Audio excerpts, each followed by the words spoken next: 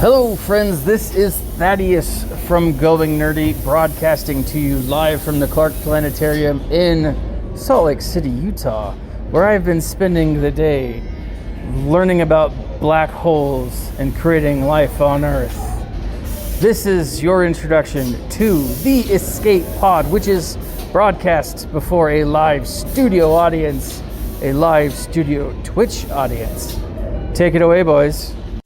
One is a Grand Arena specialist from the UK. The other is a territory battle tactician from the US. Together, there are no signs of intelligent life on board. With both having played this game since launch, the one thing we are sure of is that you will be entertained. The Escape Pod Cast, a service of the Escape Pod Castaways. A weekly podcast about the mobile game Star Wars Galaxy of Heroes. Live from the network studios of Yavin 4, here are your hosts, Neil Andrew Eyre and Paul Anthony. Coming up on this week's edition of the Escape Pod Cast. Hunter arrives as promised to the game.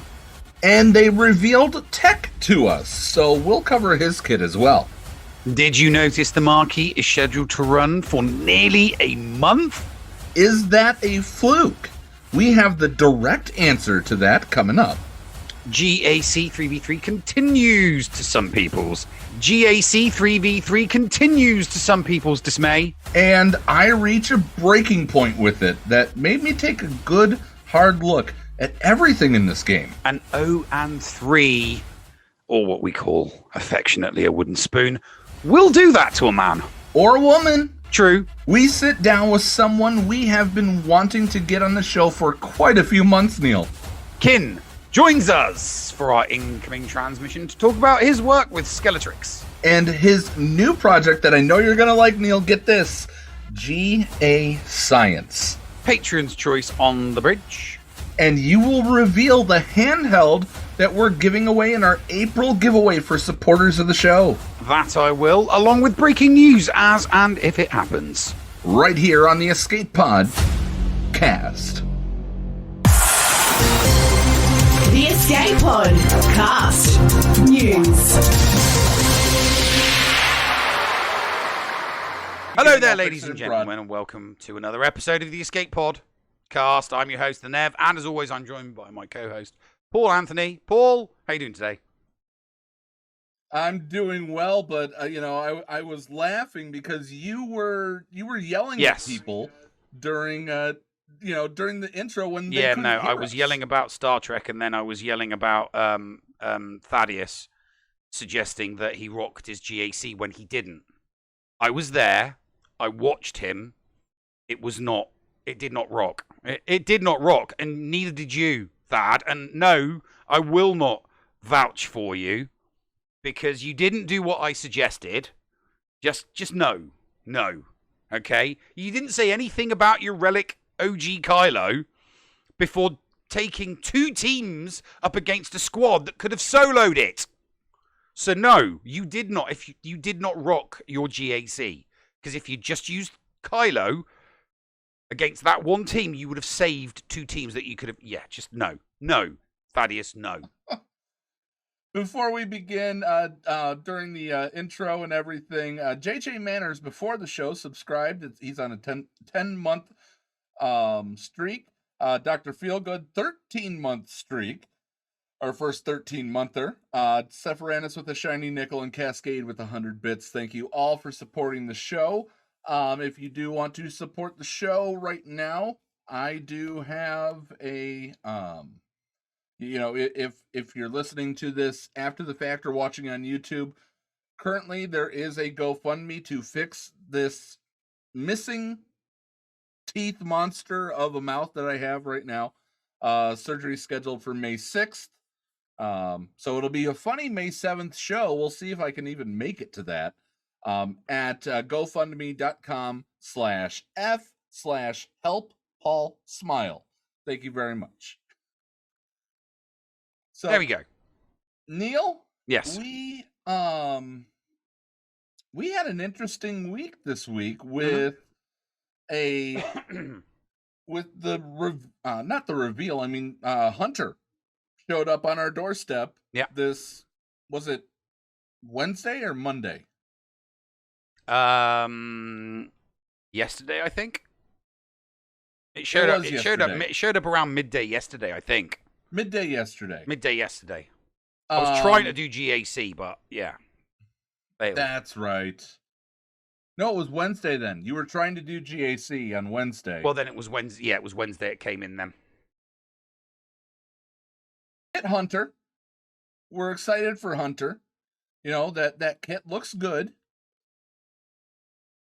Yeah, no, I mean, the thing is, they're probably all going to be incredibly awesome. And the theory crafters are going to have a wonderful time. I mean, obviously, once we've got the entire Bad Batch, they're going to make an awesome squad together. But people are going to, the theory crafters are going to theory craft, and there are probably clone trooper combos with Bad Batch that are just going to, break teams. Like really, really just destroy teams. And there are going to be like these one-off teams that you could put like, I mean, I dread to think what 3v3 is going to be like with all the 3v3 is going to be interesting. The next 3v3 is going to be very, very interesting. It will. It literally will be Attack of the Clones. It'll be Attack of the Clones. But yeah, it's definitely going to be it's going to be an interesting one. I'm with I'm with Ranger. Anybody mad enough to wail out on all these characters is going to be spending a lot of money. 4 digits. Especially because they did not bring back the minimum of 10. The minimum is still 5, which is at the same price of what they were doing. Well, I mean, for the 10, hey, I mean, we both made predictions that were correct. I mean, I made one prediction that was wrong. Because if you remember, I said that this was all going to come out. I said that they were going to do all of the Bad Batch's marquees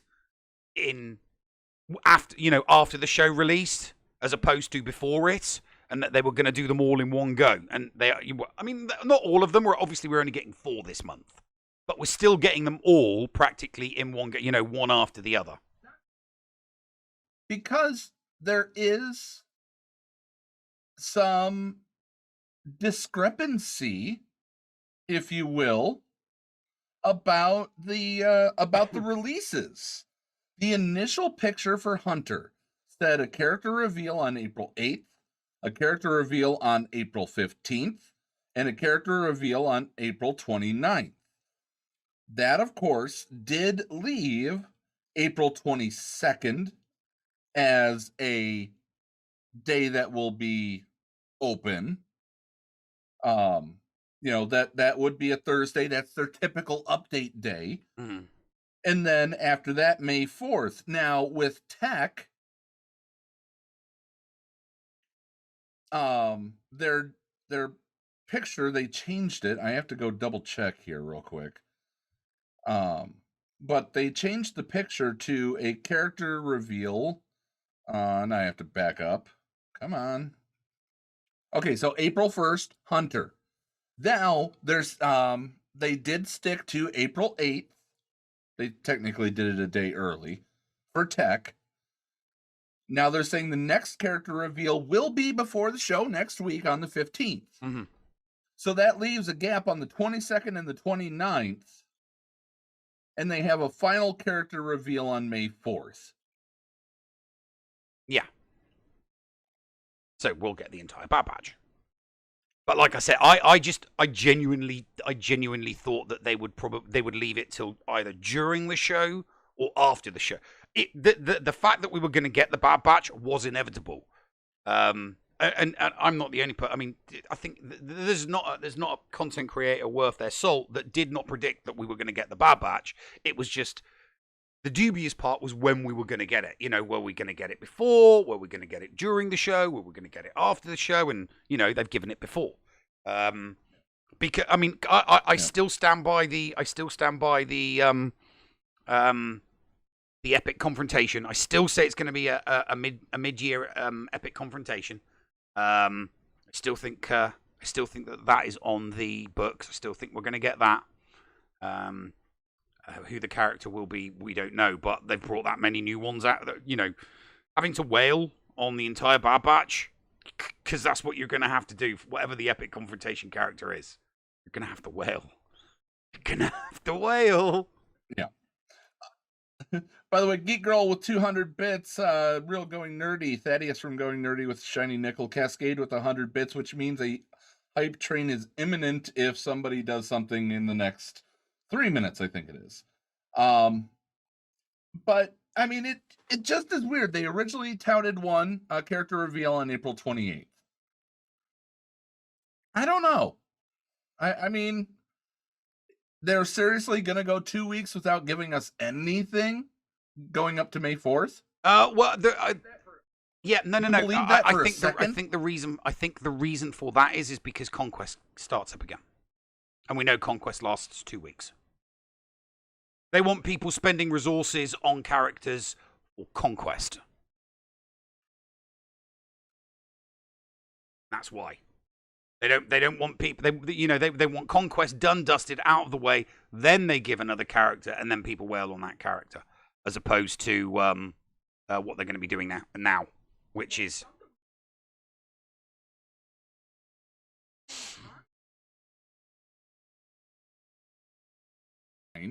coming with this month's Conquest is the possibility that people are going to be able to wail for Razor Crest. There's a Razor Crest data card image. Yeah. In the data mine. Yeah. We said that they'll probably do bumps so that people can buy it. That people don't want to have to wait 6 months. People don't want to have to wait 6 months worth of. People want to buy it. That they know, right? Put it this way: there are people that have accounts that are under 4 mil GP that can't do the hard, that have to do the normal, which means it's going to take them imminently longer to do it. But they know that there are people with those accounts that are whales that want to spend money in order to get it, and that's why. I mean, if you're free to play and you can do the hard, you're going to wait and get the Razor Crest free to play. Most people will do it that way. But if you're under 4 mil and you're having to do the normal, you don't want to have to wait 12 months.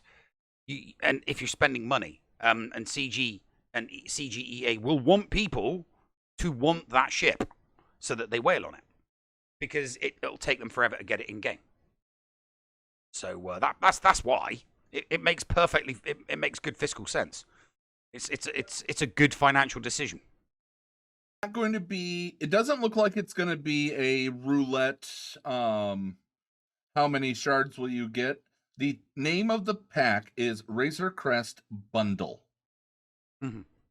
So it's probably enough to get it to unlock it, maybe. Yeah, it could be. It could just be an unlocked one. And I'm okay with that. Be a boost. It'd be either. I don't think it'd be an unlock. It'd be for something like 50 shards, 50 or 80 shards, something like that.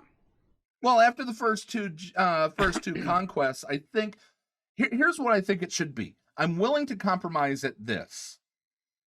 Take the conquest, take the shards that you get from conquest for the first 3. The normal one you had to do, maximum from the next one, and maximum from the very next, from the one that's coming up. If that equals an unlock, and that's all that they're doing, I'm okay with that, because I truly do think that Conquest should be the exclusive place to unlock Razor Crest. I don't want you to be able to buy Razor Crest. Yeah, but they do. Because they want people's money. They want it. What we want is irrelevant. It's what they want. What's going to, fill their wallets and fill their coffers. And, making a Razor Crest pack available on May the 4th. Here's the thing: that May the 4th is a wonderful excuse for CG to make lots of different types of packs to sell to the community, because they give us a bunch of stuff. Because they always give us a bunch of stuff, and they always make some interesting packs to get people to spend. I mean, look at the the full character for 5,000 crystals. They do that every single May the 4th. I mean, I could. I've got like 10,000 crystals saved up on my early account. It is tradition, isn't it? I might have to stick with tradition and do it. There's a bunch of characters that I haven't got as 7 stars. So yeah, I might do it. I'll do it live on a stream at some point. And you know what? I'll throw this out right now. We will repeat if they do it again. If they do the 5,000 crystals for 330, we once again will offer up our cup for a cup. Mm-hmm. If you cup for a unlock cup with if you buy the 330 pack and video yourself doing it, so we see your ally code, we can verify that it was a true unlock, we will buy you an Escape Podcast Tumbler cup, or I will go and get a, not a Yeti, but I like the Yukon brand, and I'll slap the free-to-play tiers on it, and I will send you free-to-play tiers, essentially, if you get cup out of your 5,330 pack. Yeah, I'm just putting that out there. I'll work up some rules later, but as of right now, once we know, I will make the rules for that and post them cup for a cup. Got it, guys? No, SDP Gaming says, so I shouldn't have unlocked cup.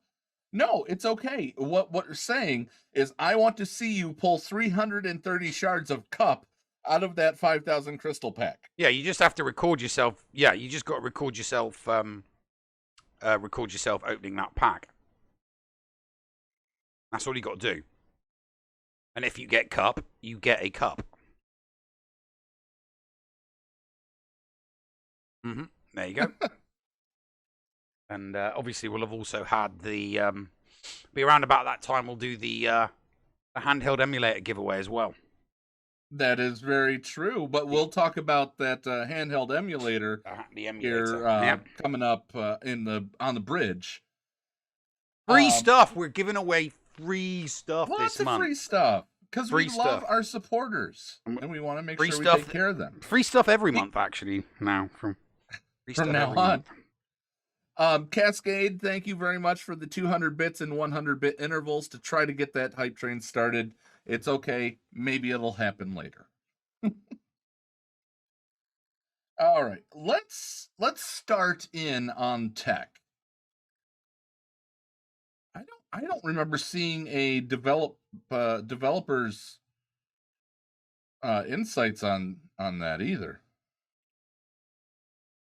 Interesting.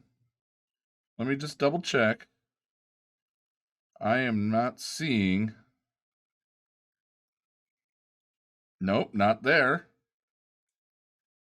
Arena and character strategy. Isn't that where they normally post it?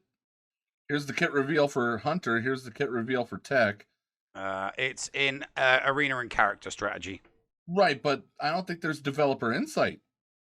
No, there isn't. There's no dev insight. It's just a post by the dev team as to what his specials are, what his abilities are. Yeah, we did not get one for Tech.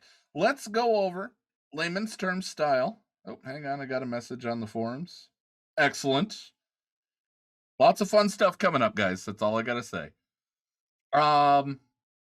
Tech is a support Bad Batch Clone Trooper Galactic Republic light side character. They summarize him as a stealthy support character that gives translation, Neil, to other clone troopers and applies target lock to enemies. So, target lock. I'm actually looking translation. at the kit reveal.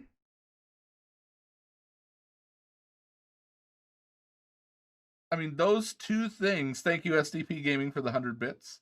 Those two things are extremely powerful. It's only powerful if the squad, if you can use it, if you put it with a squad that can take advantage of it. Well, yeah, that is true, but I mean, they're they kind of superpower abilities when those are used, especially translation, and we'll get to that in just a moment to remind you if you don't remember what translation is. The final text of his basic is to deal special damage to target enemy and inflict target lock for 2 turns. 2 turns. And the healthiest enemy that didn't already have it. If the target enemy was target locked, attack again. So double tap and target lock. Now, here's my question. If you attack with a basic, a target locked enemy,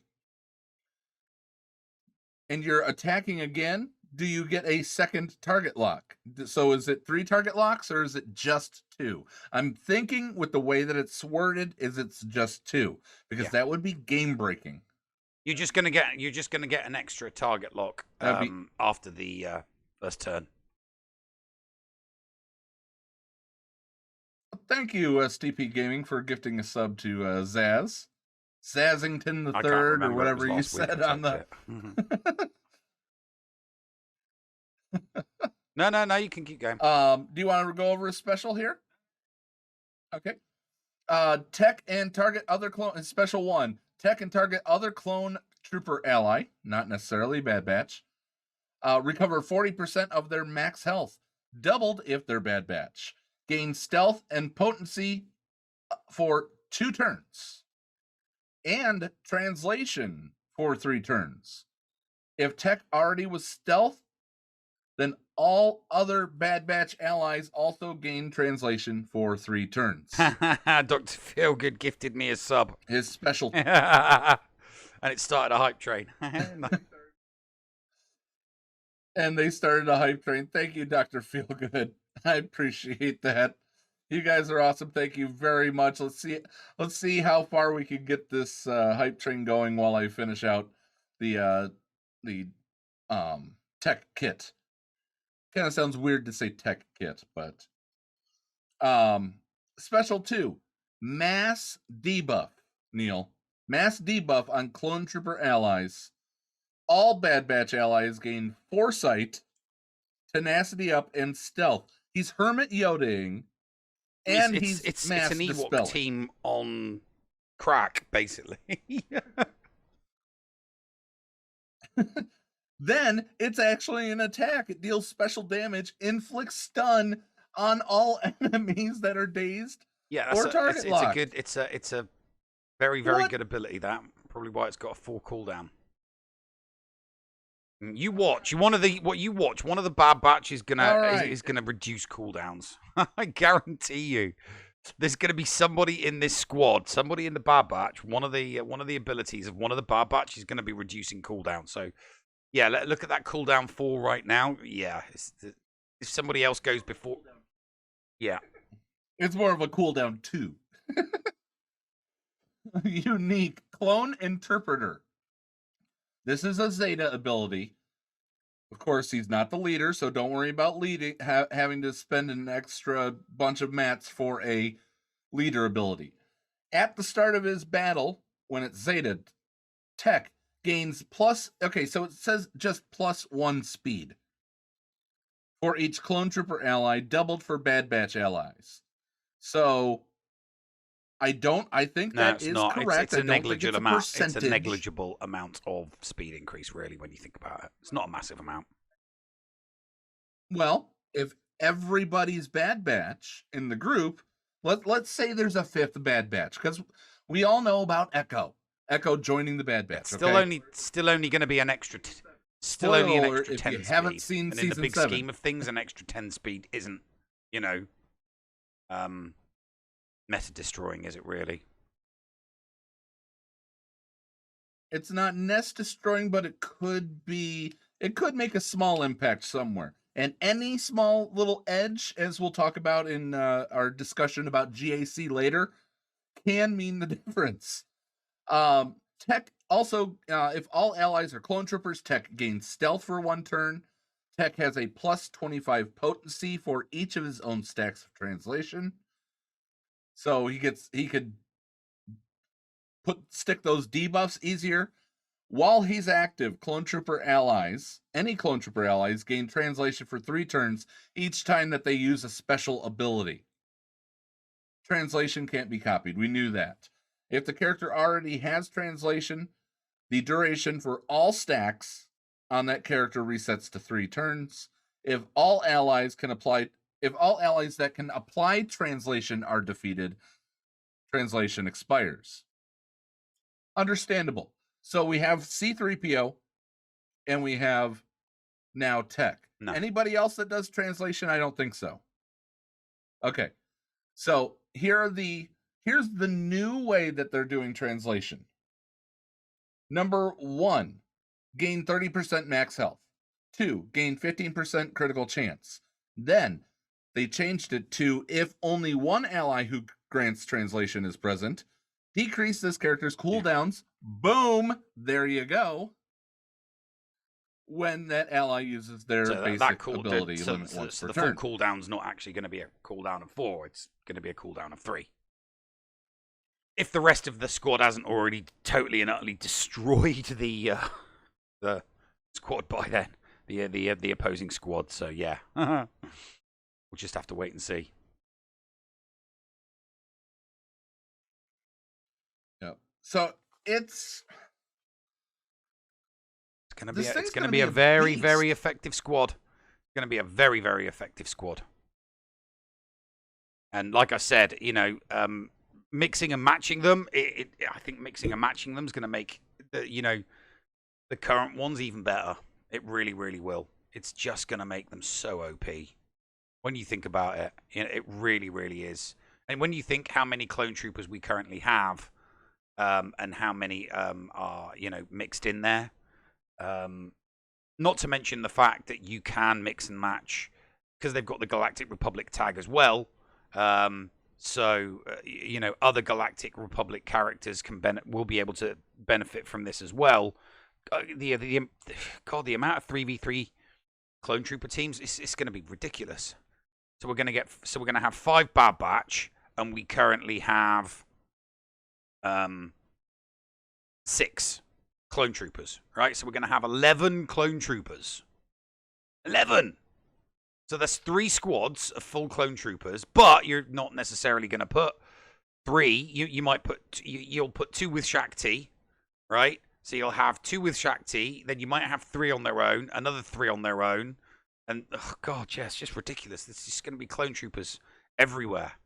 It's going to be interesting to see what happens with GAC, and I mean with these kits. God, I mean this squad is going to absolutely destroy a CM in Lightside GOTB. It's gonna wreck absolutely. I mean, it could be, it could be the team that guarantees the cam shards. It could be the team that guarantees the cam shards. Shaak Ti's still a requirement for that, isn't she? Is Shaak Ti a requirement? Let's take just a moment. We will get to Tech and Hunter's impact on cam in just a moment. Let's go to our first break. And thank you all for everything that you did. STP Gaming with the 100 bits, Dr. Feelgood and Thaddeus for the shiny nickels, and STP Gaming. I will absolutely get that question into our bridge segment. So stick around, guys. We got more coming up after this break right here on the Escape Pod cast. The Escape Pod cast with Paul Anthony and Neil Andrew Ware. HotBot in HotUtils is one of the most comprehensive tools for Star Wars Galaxy of Heroes. With integration into the super useful mod tool Grand Ivory, HotUtils can help you tackle some of the most difficult aspects of the game. Not sure how to mod your roster for a certain game mode? Use one of the many filters that automatically assigns the right mods to the right character in accordance with your guild needs. Now with additional features that can assist you and your guild officers in territory battles and territory wars, HotUtils is an amazing value. And don't forget the useful tools for yourself in Grand Arena, like the in-depth and customizable compare feature. Got multiple accounts like Neil, but not the time to remod them all? With this one-stop utility, you can switch between your alts and never miss a mod upgrade or a mod switch before locking into GAC or Territory Wars. Starting at just $5 a month, you don't want to miss out on these great tools. HotUtils is the new official remodding service for the Escape Pod. Cast. Visit HotUtils.com to learn more. That's HotUtils.com. And go ahead and spice up your Galaxy of Heroes experience. Podawans, be sure to support the shows brought to you on the Escape Podcast Twitch and YouTube channel by becoming a Patreon. For as little as $2 a month, you can support us and get a little extra for yourself. With tiered rewards including access to ShittyBill's Arena Tracking Bot, after-show access, inclusion in the GA Center leaderboards, behind-the-scenes access, and much more. There is something for everyone on our Discord server. Head on over to Patreon, that is patreon.com/The Escape Pod, and sign up today. Thank you for supporting and listening to the Escape Podcast. Hello, friends. This is Thaddeus from Going Nerdy, and I approve this message and am compensated for signups for this service. The world's largest audiobook library is at your fingertips, and the Escape Pod Castaways wants you to try it for free. Head on over to escapepodcastaways.com and click the Going Nerdy offer button to claim a free audiobook and 2 Audible originals. Cancel anytime, and it's absolutely free to sign up. Check out Audible and support the Escape Pod Castaways, all for free. See Audible website for details. Restrictions may apply. We want you. Join the GAC chain gang today. This is the commander of the 506 Procrastination Battalion and the leader of the GAC chain gang. I am sending out a call to action for any SWGOH content creators on Twitch who would be willing to broadcast their GAC attack rounds alongside some of our best, including Mr. Jigabachi, Dr. Zeppers, Rico 1982, and the Bounty Honeys. What is the chain gang, you ask? We are an amazing group of content creators who are dedicated on streaming the Grand Arena Championship attack rounds on Twitch. The idea is to provide continuous content back-to-back from one streamer to the next and allow the viewers to enjoy more SWGOH content as well as enjoy the variety of streamers that are currently present in the group. If you are interested in joining the chain gang, please reach out to myself on Discord at AndyBeads, #7465, or you can send us a message on our Twitter page at ChainGAC. Join us today. We have your back. Ladies and gentlemen, welcome to the GAC Patreon Leaderboard Radio Edition, your weekly look at the monthly leaderboard for our Patreons at the Kyber Combatant level or higher. Just a reminder that only non-streamers can get into this board, so let's get to the names and the stats for this week. Big Country Mags starts us off 3-0 for the top of the board going into this week. He posted a near 8K banner score with 39 wins, 0 losses, but he only had 0 defensive holds. Now, we do have to acknowledge that a 3-0 without any losses and all full clears is in fact a triple crown. Congratulations, BCM. Bringer of Chaos goes 2-1. His report was just to move along, so for those listening, 56-07 with 24 wins, 12 losses, and 8 defensive holds.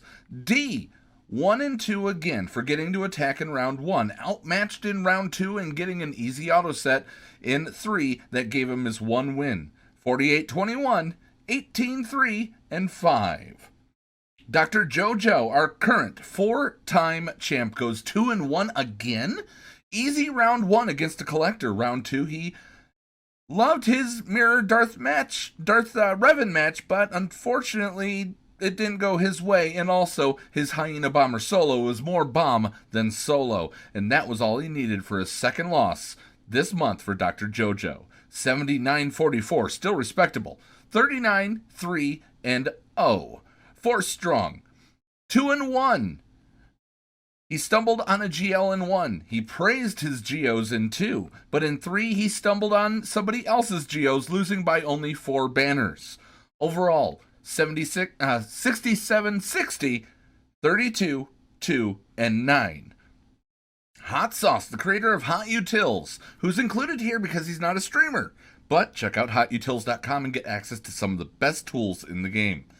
No report for the Sauce, 2-1, 6901, 35, 3, and 1. Punchy, Leonard McFace Punch. He's in the wrestling mood with WrestleMania coming up around the corner. He said, after he went 1-2, round 1, he forgot to set fleets and it was over quicker than Santino Marella's Rumble time. 2, his opponent only showed up 3 times like Cactus Jack, Mankind, and Dude Love. And number 3, way outmatched. Pin me and pay me, he says. 68-83, that is. 35, 3, and 1. Schnarman, 2-1. He didn't file a report, but has some respectable numbers. He went 2-1, as I said, 61-35. 27 wins, 4 losses, 9 holds. And finally, Sephiranus. He got the good matchups, he says. His report was simply 3 auto-deploys, 3 easy wins. But he didn't full clear them all. 47-96, 17-0-0. The standings look like this. Now, remember, match wins and then ranked by battle banners only is how we do it here.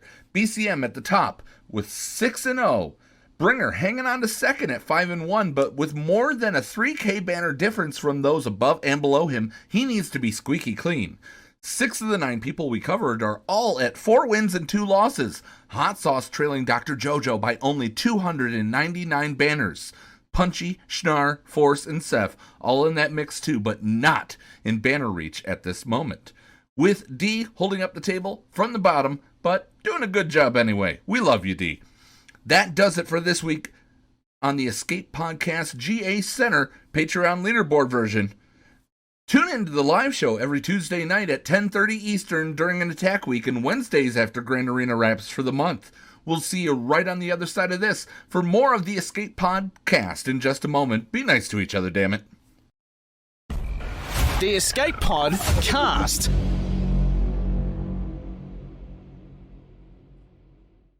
And welcome back. The break is over.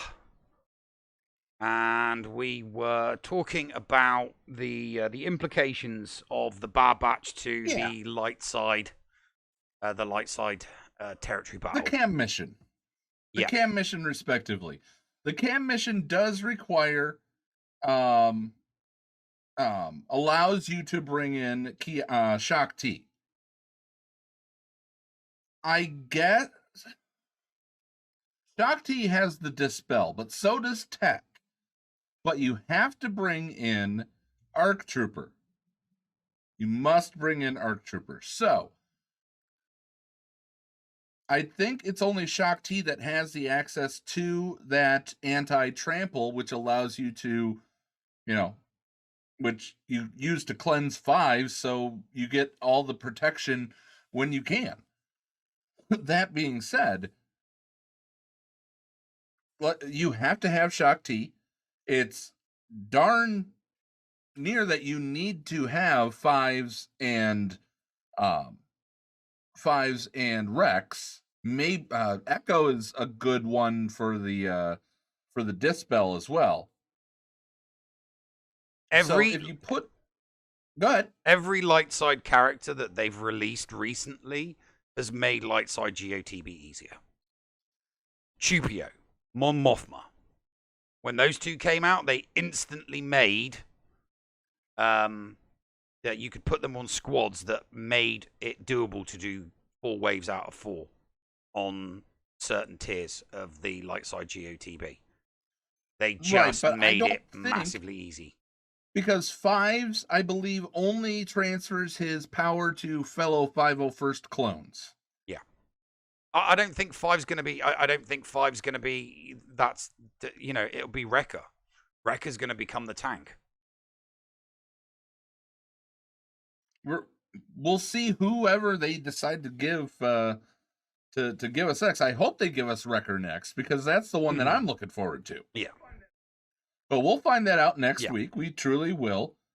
But Rex is the only person you can really replace because you need Echo for the Dispels to stun the droids on the side. Does that. Tech does stuns and Dispels. But where's ARC Trooper coming into play? He's required. So, he is 100% Shakti required. and ARC Trooper are required. That leaves 3 open spots for Badass Bad Batch. You know, there'll be 3 Bad Batch that work really, really, really well, not just together, but with the ARC Trooper and with Shakti, and it'll, you know, get people that wail on them. I do, you know, I just think that it's going to come up with a, you know, it'll come up with a way that you can auto it, basically. A bit like on the dark side GOTB. If you've got your Geos, if you've got your Geos over Relic 3, you can go into the special mission. Not the other one. What's the Acklay? Yeah. On my account where I've got Relic Geos, I just hit auto. It does, you know, because they're above Relic 3. Once your Geos hit a certain level, you can auto it. It's exactly the same. You know, that is the only squad that I can auto the WAT mission and auto the Accolade mission, because all of my 4 of my Geos are over a Relic 4 and above. So I can hit auto I can hit auto, do it on auto. I think that the Bad Batch with Shakti and with the ARC Trooper could potentially have there could potentially be a team there that allows you to do that. You've just got to spend you've got to do exactly what CG and EA want you to do. Spend the money on those characters, you know? I do think the next light side, you know, once all those characters are out, the next light side GOTB is going to be watched very closely. Very, very closely. Ray Rock does say, I don't trust auto regardless if my bugs are R1 or R7. Oh, dude, seriously, if they're R4, Poggle's just gear 12, but all the others, R4, auto. Does it every time. Beautiful. I just put them in, hit auto. I know it's going to be done. It's never failed. So you said the number 3. And the number 3 makes me think of 3v3 Grand Arena Championship. Oh, God, yeah. 3v3 Grand Arena Championship with the Bad Batch is going to be off the chart. Well, yeah. That's I was using this as a segue, Neil. I almost threw in the towel. Mm-hmm. I literally almost threw in the towel after going 0-3 this past GAC. Because you work towards a galactic legend, and all your characters have to be there while you farm the tickets. If you're doing that, your top 80 GP is forcing you into 2, sometimes 3 GL matchups when you only have 1. I know for you, you don't have any, but you are seeing GLs in your. You have I've fought a couple of GLs. I've been matched against GLs twice, but only once did the GL actually get put on defense. So I got matched up against a Galactic Legend Ray once, but they kept it for offense. And I got matched up against a Slacker once, which they put on defense, and my JKL smashed it into next Tuesday. Just wrecked it. Absolutely destroyed it. So that's why I have my Slacker counter and my Ray counter. So yeah, I don't have GLs, but I've got the counters for them. But what do you tell me to do for your strategy, if you will? Save all of your best squads for offense. Because so why? That so that you can one shot and try and beat your opponent on efficiency. Or another way that you put it, so you can play with your toys as well, right? Yeah. Well, I want to play with my toys, but when my toys are from the dollar store and their toys are from FAO Schwartz, it's kind of not fun. And I had that breaking point when somebody put all 3 Galactic Legends on the bottom. Yeah. Front. Well, we see that a lot with a lot of the other competitors that we cover on GA Center. You've just got to work on the counters. Work on that, but that's going to bump up my top 80 even more. Well, yeah, it might bump it up, but make me face more of those. Well, yeah, no, it's not going to make you face more. You're already facing them. So it doesn't, I mean, so it wouldn't make much difference. If you're already facing them, changing what you mod and changing what you gear is only going to benefit you because you're already facing those GLs on defense anyway. I am, but there's every once in a while where I'll get somebody with 1 GL, or I'll get, more often than not, I was faced up against somebody with 2 or 3 when I had 1. It's not fun.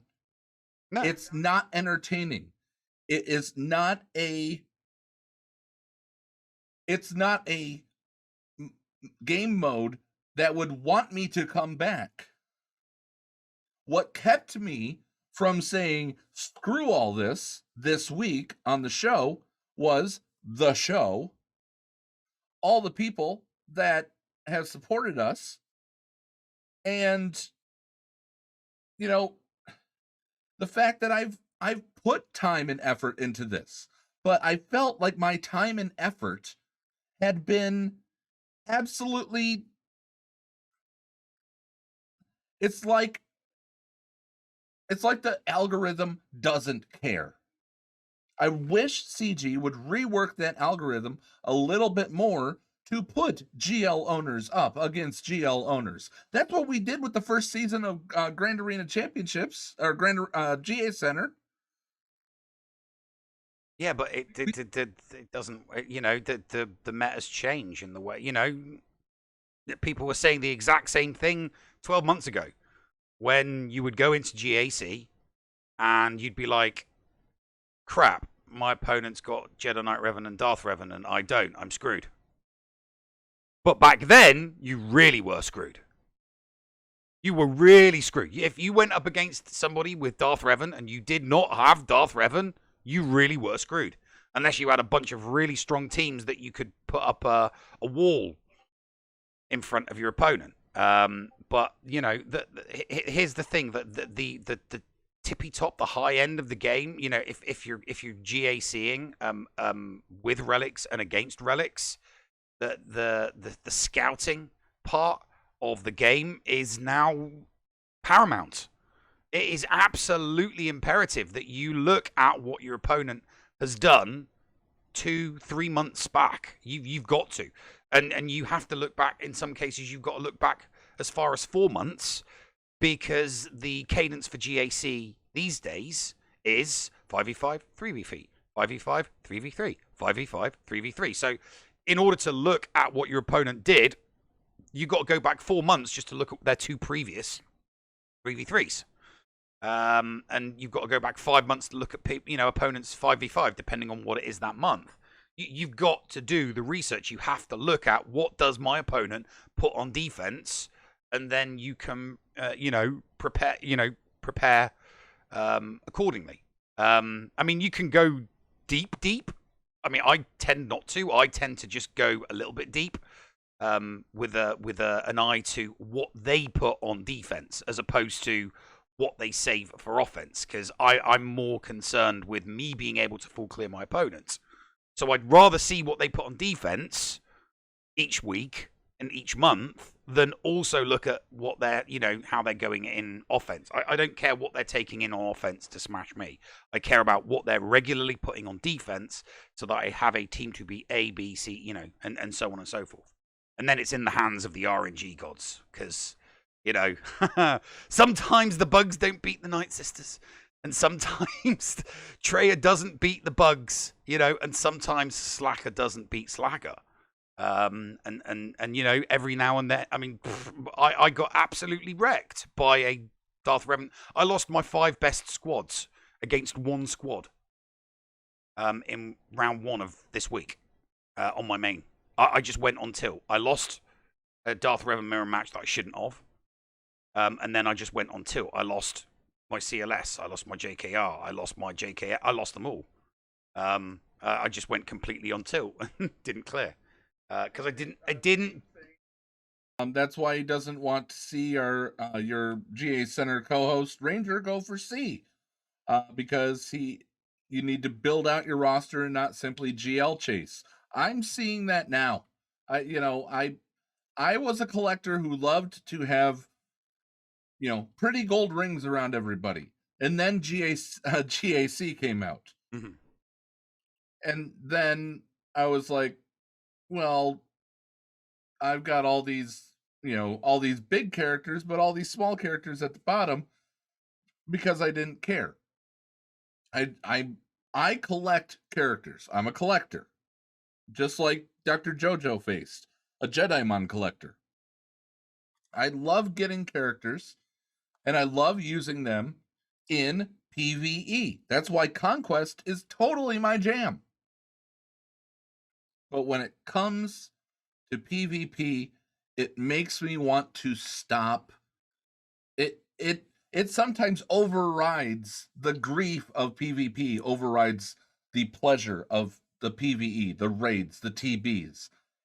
And it scares me. And I don't want to go down that road, Neil. I really don't. I mean, you know what I do when I don't like a mode. Just don't do it. I just don't do it. Yes, but it would not be right for the executive producer of GA Center to not be playing the mode. And that's where choice comes in. See?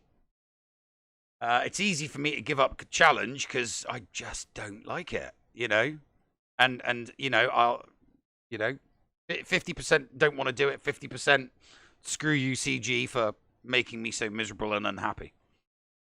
So, it's a little bit of both.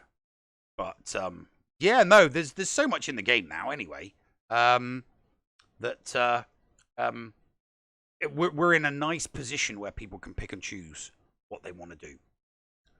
Some people, don't forget, there are still some people that are working hard on those squads so that they can do tier 3 of the assault challenges.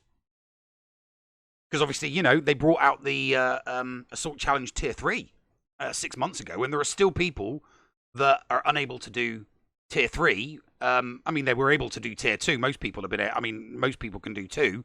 But there are still some people working on squads in order to do 3, like working on, people specifically working on Gideon and Piet so that they can do tier 3 for the Imperials one, and getting their JML so that they can do the Jedi one and stuff like that. I do want that to. I do want to see that happen. Thane points out that Stephen A. Smith, or as I call him, Screamin' A. Smith, doesn't know about 90% of the sports he covers, but he's still all over Sports Center. But no, I don't. GAC, I want to at least get Kyber once before I hang up the gloves. And with the way it's going, that ain't gonna be anytime soon. But what we do have coming up soon is more talk about GAC. Great, I booked it on the week that I wanted to throw it away. We have a guy, as we mentioned, who's worked with Skeletrix on, what is it, Kyber Club or Kyber Center? Or? No, they do the Kyber show. Kyber show. He works with Skeletrix on the Kyber show, and he just released, just before this GA started, a wonderful new website, kind of akin to what our friends over at Gambit do. You are going to love this. It's a hybrid of two different things, the spreadsheet and SWGOH.gg counters page. We'll talk about it coming up after this break with Kin, with Grand Arena Science, right here on the Escape Pod Cast. The Escape Pod Cast with Paul Anthony and Neil Andrew Ware. Hello, Escape Padawans. It is the Llama here to remind you that the Escape Pod Castaways are on social media. We're on Facebook, we're on Twitter, you can catch us on YouTube and on Twitch every week streaming Star Wars Galaxy of Heroes, LEGO Legacy Heroes Unboxed, your favorite new Galaxy of Heroes show GA Center, and so much more. Come catch us on the web. HotBot in HotUtils is one of the most comprehensive tools for Star Wars Galaxy of Heroes. With integration into the super useful mod tool Grand Ivory, HotUtils can help you tackle some of the most difficult aspects of the game. Not sure how to mod your roster for a certain game mode? Use one of the many filters that automatically assigns the right mods to the right character in accordance with your guild needs. Now with additional features that can assist you and your guild officers in territory battles and territory wars, HotUtils is an amazing value.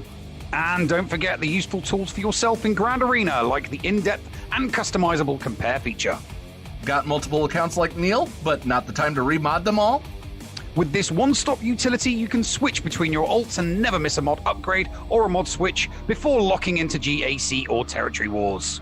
Starting at just $5 a month, you don't want to miss out on these great tools. HotUtils is the new official remodding service for the Escape Pod Cast.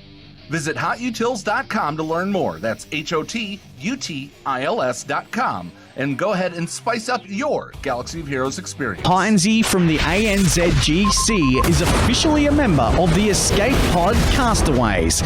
Make sure you go and search for Heinzie on YouTube today, because he live streams a lot of his GAC content, and not only does he do that, he also does some pretty fun videos from time to time, including a behind the screen and also streaming Jedi Fallen Order. And from time to time, this idiot might drop by. Head on over and check out Heinzie today on YouTube, a part of the Escape Pod Castaways network. The Escape Pod Cast for Kids. It's really cool. Hello, Escape Padawans, and welcome back to Storytime with the Llama and the Escape Pod Cast for Kids. This week on Starter Strategies, we're going to be talking about the importance of finding a great guild. Now, as a new player, getting into a guild can sometimes be difficult. You're not always going to have a ton to offer, and there are going to be a lot of things that you won't be able to do or really help your guild with, like TBs, TW, with a lot of gear requests and things like that. So it can sometimes be difficult for a new player to find a really good guild. One thing that I do want to say is that the game does put you in a starter guild once you unlock the ability to be in a guild. I'm going to tell you right now, get out of that starter guild as fast as you can. A lot of times it's not going to be full. A lot of the other people in the guild aren't going to be great with gear requests and things like that. It can take a lot of time to get through things like raids. You want to get out of that guild as quickly as possible and at least into a guild that is doing all heroic raids. Why is that important? Because if you're in a guild that's doing all heroic raids, you can at least start farming some of the characters that you get from those raids, like Han Solo, General Kenobi, and Darth Traya. All three of them are key characters to so many squads as you start growing. Now, this next one might be a little bit difficult, but if you can, try to get into a guild that's doing the Geonosian territory battles.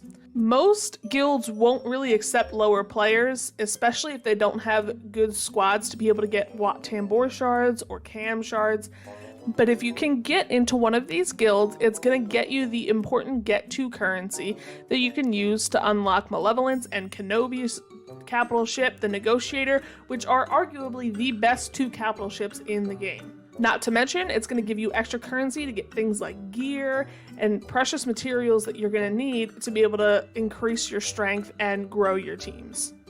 If you're looking for a new guild, go ahead and check out the TEPC server. There's a spot for people looking for guilds, and there's also a spot for guilds who are advertising. It will be somewhere where you can find yourself a nice home and where you can create yourself a great community and find some friends, maybe. That's all for me. Tune in next week for more Storytime with the Llama and the Escape Pod Cast for Kids. Are you a member of Team Paul or Team Neil? Maybe you prefer Storytime with the Llama, or dabble in the buttery side of the Force with Biscuit Weasel. Or maybe you like the Escape Pod talents from Down Under like Heinzie and Scotty.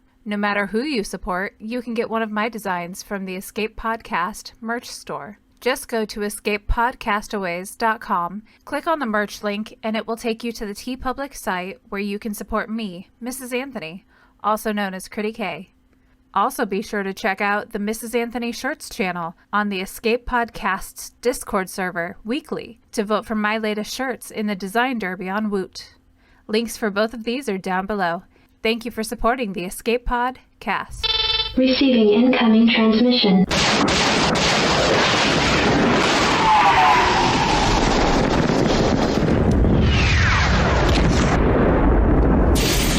Receiving incoming transmission.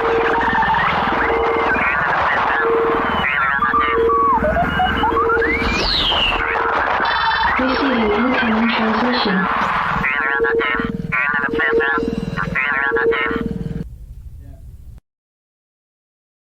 And welcome back, ladies and gentlemen. It's incoming transmission time, so I will hand you over to the Master of Ceremonies, Paul, to introduce this week's guest. You know, I say all of them are special, but I'm especially grateful every single time we get a new guest on the show. And this one is by far, not, or what I'm trying to find the words here, very special to me. Ken reached out to us when we started GA Center and was like, hey, we were going to do that. But he wanted to do something where it was more of the highlight reel instead of the stat show. He does a show called the Kyber Show with Skeletrix. He also sent me over some really fun information. He is part of the SWGOH Mile High Club. He's played at 5,000 feet in elevation. By the way, that was not in an airplane. We'll talk about that in a moment. SWGOH is only the second game that he ever has gotten into in the mobile space. And he has, I'm going to quote you here, Ken, pooped and played in on toilets in more than 20 countries. Coming to us, Viva la France, is Ken of Grand Arena Science. Ken, how are you doing? I'm doing great, especially with that intro.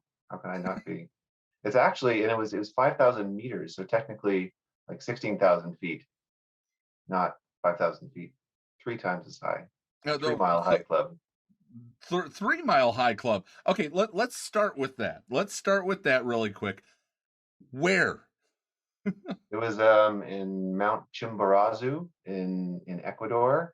There's a sort of dormant volcano there that you can drive up to, like, I think it's 5,100 meters that you can drive. And they have a little like hut. You can buy some, not hut. They have a little like mountain house basically, and you can buy food and whatever. And they have a cellular antenna with a free, very poor, but free Wi-Fi signal that you can connect into. And well, I needed to like get my dailies done, so. All right. Well, how big is this account that you have to get your dailies done on?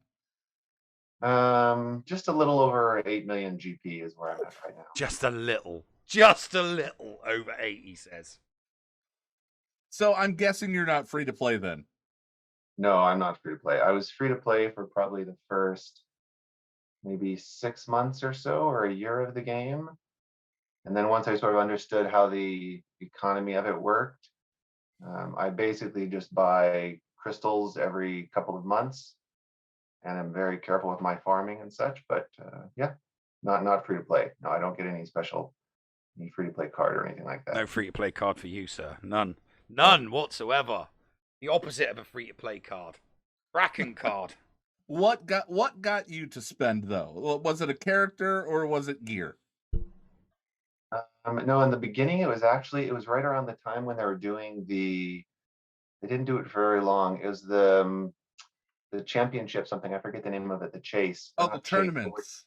Yeah, the Galactic tournaments where Chase. They had Cassian and Jin Urso and stuff. You could unlock those.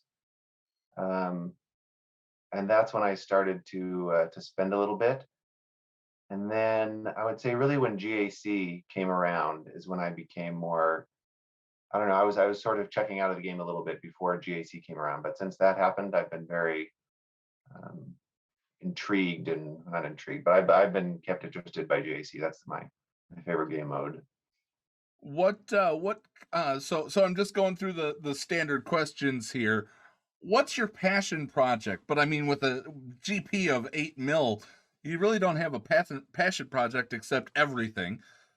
The mods are definitely I mean, it doesn't matter really, unless you choose to spend money on mods, which, like, I never bought any mod packs or anything like that. It's just crystals, so I keep my, my refreshes happening every day, and then continually farming for different mods. There's always something else to try and improve with mods, and you can use them in any character. So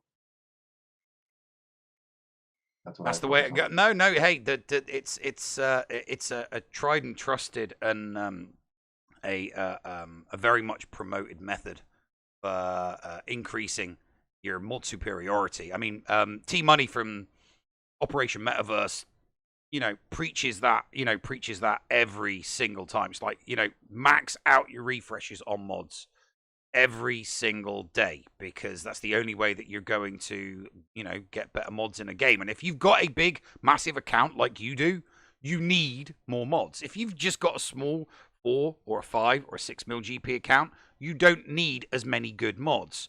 If you've got an 8 mil GP account, then you've got more characters that are Gear 13 relict, so you need better mods on them, because you want to be able to take them to 6E.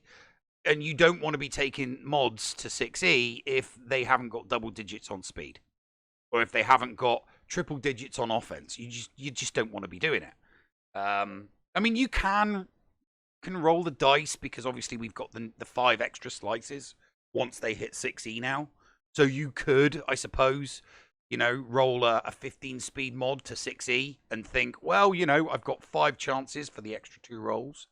Is that something that you do as well? Do you kind of put mods to one side that you think, under normal circumstances, I wouldn't spend any more resources on that mod, but because I've got the extra 5 rolls from the slicing material from Galactic Challenges and from Galactic Conquest, you put them to one side and think, you know what?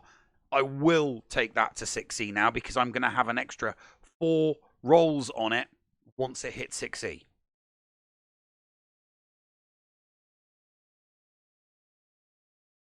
In the mods that I keep, I wouldn't say huge difference, a significant difference. Mostly for like the offense % secondaries, that's definitely a big one. And a lot of the primary arrows now, whether it's a defense primary, health primary, crit avoidance, obviously. A lot of those, even if they rolled to like 12 or something, 15, 16 on the 5 dot mods, there's still definitely a chance to make them a decent 20 plus speed arrow. And especially for like defense, health, and crit avoidance, or on offense, obviously. Those are all good things to have around 20 some speed. And I don't have very many of those. Like, they're hard. They're like rocking horse doo-doo. I rolled one myself. I rolled a 27. Wow. I rolled a 27 on a protection arrow.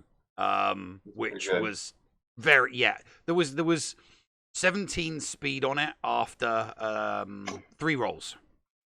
And I thought to myself, you know what? I'm taking this to 6E, and I am blowing all my slicing material. I don't care if I have to take it to 6A. I am rolling this, because there's 2, and so it rolled on the first one. So 6D, it rolled to 21, and it rolled to 21, and I'm like, come on, 21 at 4 rolls. And I used everything, and it hit 27 on the very, very last roll. So I was like, yep, worth it. Totally worth it. Yeah, for sure. Totally worth Anything it. over 20 on an arrow is awesome. Yeah. Because you lose relatively little speed-wise, and there's not a lot of characters that you really need the extra 5 speed on, just 1 or 2 characters in a team usually. Exactly. But it saves having to put a 32 speed mod on a character for the extra protection. I mean, put it this way, old Ben was very happy. Very, very happy with that mod. Extremely happy. He lasts so much longer now with the extra 20% protection. It's beautiful. So what else then? I rolled my second ever 27 just recently. It's a circle speed mod with the primary of health and 27 speed. That immediately went on my newly unlocked JML. Yeah, that's a great one. Do you run JML with like Bast Watt or something, or you? I don't know how to use them yet. Lots of fun exploration. I'm hoping that this website that I've been looking at recently, Grand Arena Science, is going to be able to help me out with that. Do you happen to know who the creator of that is? Hey, yeah, you're looking at them. And by the way, just one little comment earlier. I don't do the Kyber show with Skelterix any longer.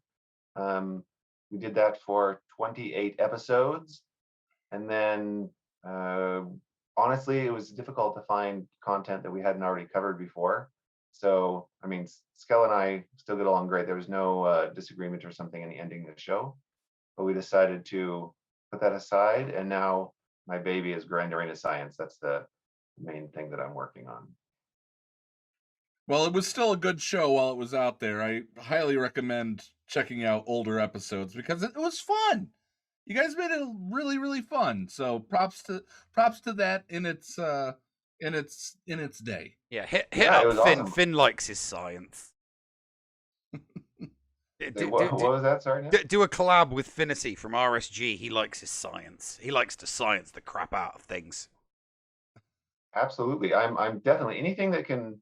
I don't know. For me, the best thing, or what I've enjoyed most, like doing the Kyber show and then GrandArenaScience.com, is just finding ways to help out people in the community, especially about the Grand Arena game mode, which is what I really enjoy.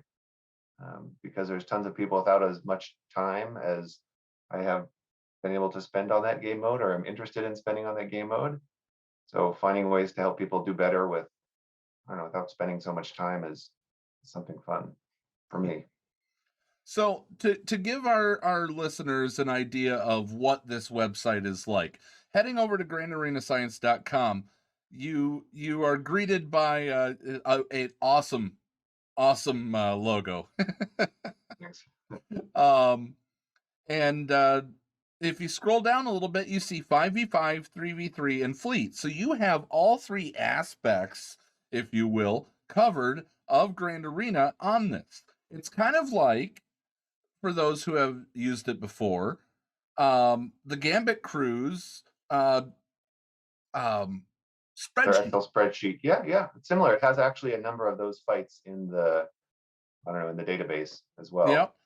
It's an awesome resource. So your database, you've gone above and beyond. You not only just tell us what was used, like SWGOH.gg does, you go into the how do you use it, and explain to our listeners how people would use your website. Sure. So basically you go there. There's two main components of the website. One is the counter listing that you're talking about. And there's also, like, being developed right now, a similar like resource listing for tools or links or Discord servers or whatever. But that's just easy. It's just a bunch of links, frankly, with some descriptions. So the counter tool that you're talking about, once you choose the game mode, whether that be 3v3, 5v5, or ships, then you can choose whether you actually want to search by offensive or defensive teams. That's something we just added today, actually, or yesterday, depending on your time zone. And if you choose defensive, for instance, then you choose the team that you're seeing in GAC. For 3v3, you could choose, you click on the little plus arrow there, and it's General Grievous. So you click on General Grievous, and it'll show you in a little set of cards below a number of different General Grievous defensive teams and the different offensive teams that were used to beat them.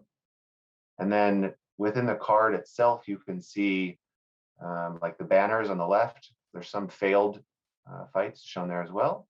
So you can see the banners, you can see what season it's from. If you go to the SWGOH.gg link, there's a link to the GG details, the counter listings and data from GG for that season. Mm-hmm. You can go to the YouTube video. There's a little difficulty rating, whether it's an easy fight, normal fight, or difficult fight. and then just clicking on there's a little note section as well where there's short comment about what the fight's about. And then finally, you can click to go to the YouTube video, and it'll send you directly to the YouTube video with exactly the timestamp of where that fight occurred. You can watch a content creator do the fight, and then you can choose offense as well and see, like for instance, if you have, I don't know, Jedi Knight Revan left, if you're on the little offense version, choose Jedi Knight Revan, and it'll show you any team that Jedi Knight Revan has beat with all of the same details. Who is the curator? Is it just you, or do you have a team? Initially, it was just me, but now there's a number of people on our Discord server who will submit different footage that they find interesting. Or there's some of them like Bit Dynasty, who has his own website, and it helped a lot with this website too. Actually, he's awesome. Oh yeah. And people submit ones that they think are interesting as well. And I don't know, they're a good representation of the fight. And yeah, then those are included too. How often do you update this? At least since I launched about a month or so, well, 2.5 weeks ago, 3 weeks ago maybe. It's been updated every day, but sometimes it could just be like 5 interesting encounters. Other times, I don't know, there's like 30 or something like that. It just depends on what I get sent or what I find, because I do watch. I don't know. I'm okay at GAC, but I get a lot of my inspiration and ideas from watching other content creators. So as I see interesting fights that I learn something from, or that I think I don't have represented well on the database, then I'll take them and add them in. Whatever works. Whatever's useful, basically. Well, exactly. And it's a lot easier having this tool, even for me, honestly, than doing a Control F and filtering by columns in Excel, trying to find the data that I want. Is there a threshold by any chance? So like for example, you were talking about the success rate of certain teams. Right. Is there a threshold for losses? You're like, hey, it's a 50-50. I'm not going to recommend this team because it's only 50-50. Is there like a threshold for the success rate that you kind of stick with on the site? That's a great question. The biggest challenge, I'll answer it with a statement and then I'll answer your question directly. The biggest challenge we have on the counters in general is that from a data perspective, there's no way to really know what the real number is. Because if you go by SWGH.GG numbers, which are awesome, they have no comprehension, or like there's no state of gear. It could be G13s versus G11s. The stats, you don't know what actually is represented in the stats. You don't know. Yeah, you don't know what the team was successful against from a gear and mod perspective. Exactly. So taking that into consideration, I don't base a lot of my fights on GG stats. I mean, the prime thing for me, well, eventually we'll have gear levels on Grand Arena Science, but that's like a longer term. There's some technical issues getting that done, but they will be there eventually. The biggest challenge, or the thing that I focus on, is making sure that there's as little RNG in the fights as possible and as little gear difference in the fights as possible. Like if I see that there's G11s and a Relic 5 character, maybe the gear 11 is Watt on your team, so that's fine. But if it's a strong gear difference between both of the teams, I don't think it's a good representation of that matchup. And similarly, if it's could be 3 dodges in a row gave that person enough health so they're able to land the final killing blow. That's cool to watch and it's exciting, but it's not what anybody could expect to replicate. Mm-hmm. Or similarly, if there's a fight where there's like 3 dodges in a row and somebody loses because of those dodges, I'll put that on there with a comment to the effect of like, it's possible this guy could have won if RNG was on his side. So it's good to have both of those things, but I try and put things that are as little RNG as possible so people can replicate it themselves, or at least as much as I know about the fight. Like I don't know what the mods are when somebody is fighting. Like very few in GAC, very few people check mods before fights, so I don't include those. But it's a long answer to your question. No, that makes sense. They're raw. It's raw data. It's not refined data on SWGOH.gg. It's raw data on SWGOH.gg. So having the having video backups. So I mean, having the video backup is nice from a high gear, high mod perspective. So if you're looking at something that is just raw data on SWGOH.gg, you can incorporate it if you've got like examples of people using those successful teams against the high gear and the high relic squads. So I suppose, like you said, it's time. You know, I mean, 12 months from now, there might be a counter that you were recommending, but you've not seen any. You know, you've not really seen any a high success rate against high gears on that one, and then you can think, well, the reason why that's so high is clearly people are using that counter against weaker opposition. So yeah, like you say, it's going to just take a little bit of time, I guess. What were you going to say, Ken? No, I was going to say one of the things that I do plan on doing, like I was saying, is including the gear levels, because that will also allow me to include lower gear leveled fights. Because right now it's very difficult. It's primarily G12 and G13 characters. So that's great for a lot of older players to the game. But for the large amount of newer players that have been joining the game over the past year or so, it's not so helpful, just because it's hard to show those. I'm sorry about that. No. Will there be a way for people to say gear threshold is G12? You know, will they be able to do that, or will they have to search in? No, eventually the filters will be, you can select by gear level, you can select by season, for instance, because maybe you want to see stuff only from the last 3 seasons or the last 3v3 seasons, because I don't know, Bad Batch was implemented and it changed all the clone counters. Who knows? But yes, eventually gear level will be a filter, season will be a filter. Like the season stuff is in there already, not as a filter. Let's talk. You know, we're coming up onto the break here real soon, but I do want to talk about another feature that you have listed in your coming soon, which really excites me.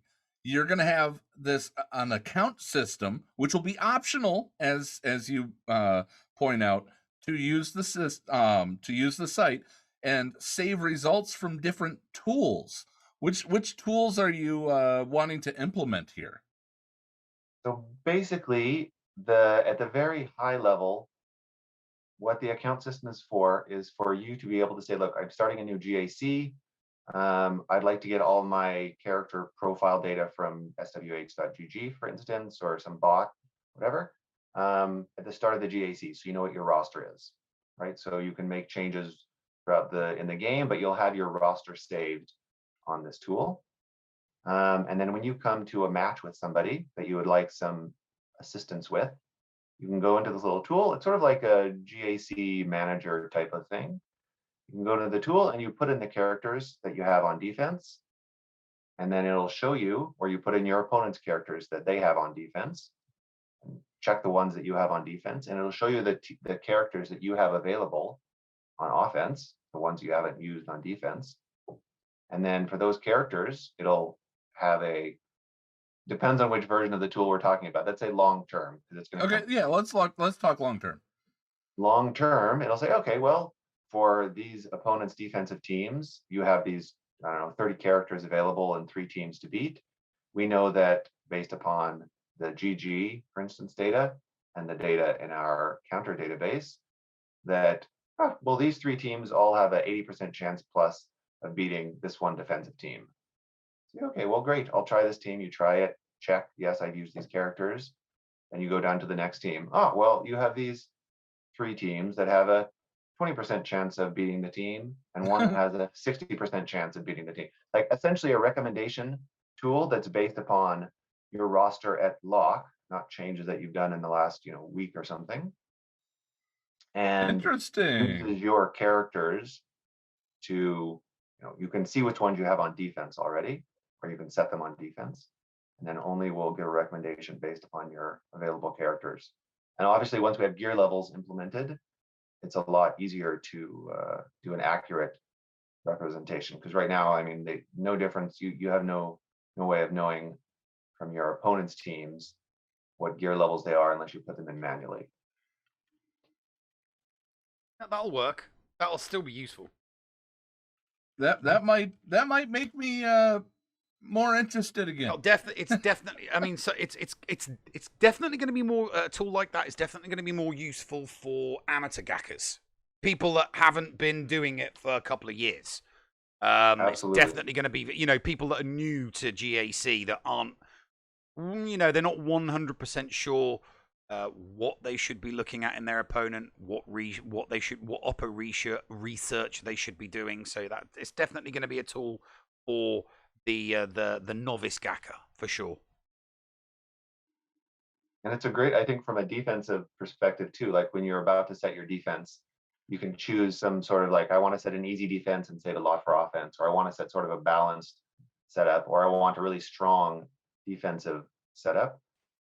It'll give recommendations for what teams you can use too, based off of numbers, like what are the best defensive teams, for instance. So it can give you a recommendation set of, here's, you have to set 7 teams. Here's 14 you could set with the average defensive hold chances for each of them. So all it's right, a way shut up sort and of take my money. Seriously. It's a ways in the future. Obviously, this is it's mostly designed, but the building part is still happening. Well, if you need any beta testers, I'd be an excellent test monkey for it. I'm going to say that right now. Paul would be a good space monkey. Anybody on the Discord server? Honestly, this is more than anything else. It's just I've learned a lot from the people that are on there, and there's a lot of good suggestions that I've been getting there. So anybody on the Discord server can participate in any of the testing, and all of this stuff is shared before being published there anyway. And we will have the link for those just listening on the audio version only. The link for that Discord server is down below in the description, also on YouTube. Neil, any other questions? No, very informative interview. I love these ones where we just kind of get schooled. Because they're infinitely more useful than just funsies. Hey, but we got to have the funsies too. Come on, we got to have the funsies. Funsies, Ken, that's why you need a tool. Ken, how do people find you? Give an elevator speech on how to find your stuff. It's a very short elevator. GrandArenaScience.com. Easy enough. And once again, we appreciated all the work that you did with Skeletrix as well on that, and hopefully that is not going to be the only time that we see you. Hopefully there will be much more in the future for people to just gobble up, because you are entertaining, you are smart, and we appreciate you. Thank you very much. It's great to be on the show, and thank you guys both very much for having me. Finally, I think after we tried in the past 6-7 months ago. Exactly. Here finally. Exactly. Well, hang out there for just a second. We're going to talk to you a little bit more in this break. But for those enjoying the show, the newest episode of Helly and the Noob is coming up, and then after that, Patreon's choice, and we reveal the handheld that Neil has chosen to give away to one of our supporters. Right after this on the Escape Pod Cast. The Escape Pod Cast with Paul Anthony and Neil Andrew Ware. HotBot in HotUtils is one of the most comprehensive tools for Star Wars Galaxy of Heroes. With integration into the super useful mod tool Grand Ivory, HotUtils can help you tackle some of the most difficult aspects of the game. Not sure how to mod your roster for a certain game mode? Use one of the many filters that automatically assigns the right mods to the right character in accordance with your guild needs. Now with additional features that can assist you and your guild officers in territory battles and territory wars, HotUtils is an amazing value. And don't forget the useful tools for yourself in Grand Arena, like the in-depth and customizable compare feature. Got multiple accounts like Neil, but not the time to remod them all? With this one-stop utility, you can switch between your alts and never miss a mod upgrade or a mod switch before locking into GAC or territory wars. Starting at just $5 a month, you don't want to miss out on these great tools. HotUtils is the new official remodding service for the Escape Pod cast. Visit HotUtils.com to learn more. That's HotUtils.com. And go ahead and spice up your Galaxy of Heroes experience. Does your guild want to tap into their full potential in Star Wars Galaxy of Heroes? Yeah! For as low as $1 a month per guild member, your guild can unleash the power of the game in ways you never thought possible. Ooh. Track your arena movements, guild progression, and much, much more. Contact ShittyBill and get one of his shitty bots on your server today. Just look for him on our Discord server and tag or message him for more information. The link for our server is below in the description. Shitty bots, don't let the name fool you. Podawans, be sure to support the shows brought to you on the Escape Podcast Twitch and YouTube channel by becoming a Patreon. For as little as $2 a month, you can support us and get a little extra for yourself. With tiered rewards including access to ShittyBill's Arena Tracking Bot, after-show access, inclusion in the GA Center leaderboards, behind-the-scenes access, and much more. There is something for everyone on our Discord server. Head on over to Patreon, that is patreon.com/The Escape Pod, and sign up today. Thank you for supporting and listening to the Escape Podcast. And now time for something completely shameless. Hello? Hello? This is so weird. I appear to be standing in a void. There's literally nothing here. It's just me on a white background. It's almost as if Linux got super lazy with this episode and just decided to leave the background blank. Well, I just can't stand around here for the next 10 minutes doing nothing, you know. Come to think of it, what was it that Linux used to say? Yes. A journey of 1,000 parsecs begins with a single step. Might as well start walking and see if I can find my way out of here. Speaking of which, I wonder where here even is. Hello? And we're walking, and we're walking, and ow! It appears that there's a invisible wall on this side of the screen. Well, if stage left is blocked, maybe I should try walking in the opposite direction instead. Wow, what a desolate place this is. There's absolutely nothing here except for a never-ending sea of emptiness. At least I could feel myself moving. It's almost like those old-school side-scrolling video games Linux and I used to play. You can move to the right, but you can only go back so far to the left before you hit a wall and are blocked from going backward. This place must be running on 8-bit gaming hardware. Whoa, finally! The void is giving way to a landscape. Still, this is kind of weird. And speaking of weird, this whole talking to myself thing is starting to scare me a little, but I guess someone has to describe what's going on to our audio-only podcast listeners, right? Seriously? 2 rimshot sound effects in a row, Linux. You really got lazy with this episode, didn't you? You there? Whoa, who the heck are you? Isn't it obvious, peasant? I apologize, but no, it's not. Have you ever heard of the victorious voice of God? Yes? What about the holy high hand of God? Uh-huh. What about the righteous right foot of God? Not really, but I'm sort of following. Well, I am the twin brother and co-herald of the righteous right foot of God, the Almighty. I am God's laudable left foot. Wow! You're a twin? Oh, to be fair, we're mirror twins. We're not identical. Oh. Look, it's not as glamorous as being the all-seeing eye of God, or the Metatronic voice of God. But the pay's good and you really can't beat the benefits. The foot spas in heaven are second to none. Well, if you're... God here. No, I said left foot of God. I'm not God itself. Saying that would be blasphemous. Fine. If you're the... Left foot. ...of God around here, would you be able to tell me... Where exactly? I am... Oh, well that's easy enough. You're in the fulcrum. I am quite familiar with the Millennial Fulcrum's layout, and this empty void is most certainly... Not. ...the Millennial Fulcrum's cargo hold. Right? But you... Just said.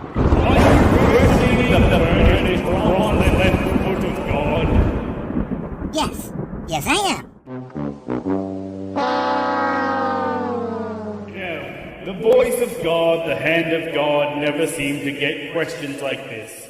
But it seems no matter who I speak to, they're always like, whatever, foot guy. What does a deity's agrandus potus have to do to get some respect in this galaxy? Look, noob, did you ever wonder why they call it football when it's played with your hands?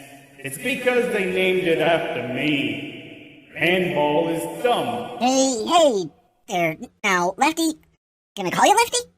Listen, Lefty. I'm certain you're an amazing... Left foot. ...of God. Matter of fact, I bet you're 10 times better than that old right foot guy any day of the week.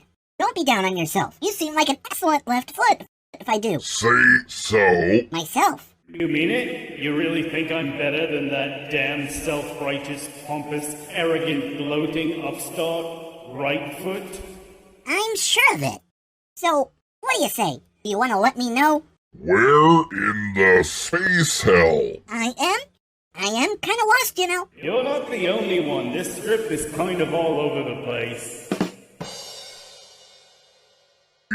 Enough with the drums already. Meatbag. Now, where were we? Oh yeah. So, Lefty.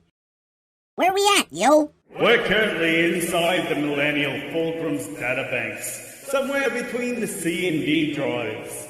But that means... Yes, Doobie, you're not you. You're the you from before. The you from now is out there.